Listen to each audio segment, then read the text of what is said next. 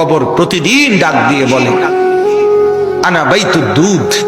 প্রত্যেকের কবর প্রত্যেককে ডেকে বলে, ও আল্লাহর বান্দা, জানো আমি পোকামাকড়ের ঘর, পোকামাকড়ের ঘর। তুমি তো সেই বান্দা যে একটা মশা কানের পাশ দিয়ে উড়ে গেলে তোমার ঘুম বন্ধ হয়ে যায়, চোখ মিলে যায়। একটা মশার গুনগুন আওয়াজ সহ্য করতে পারো না। একবার কয়েল, একবার অ্যারোসোল, একবার মশারি, এরপরও তুমি চাও যে একটা মশাও যেন আমার কানের কাছে গুনগুন না করে।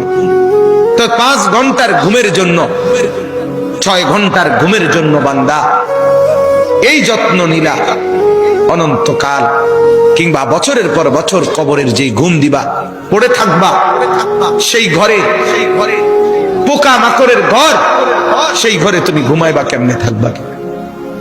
আমার বাপ, আমি থাকবো কিভাবে? আমি থাকবো কিভাবে বলে? ভাবে না।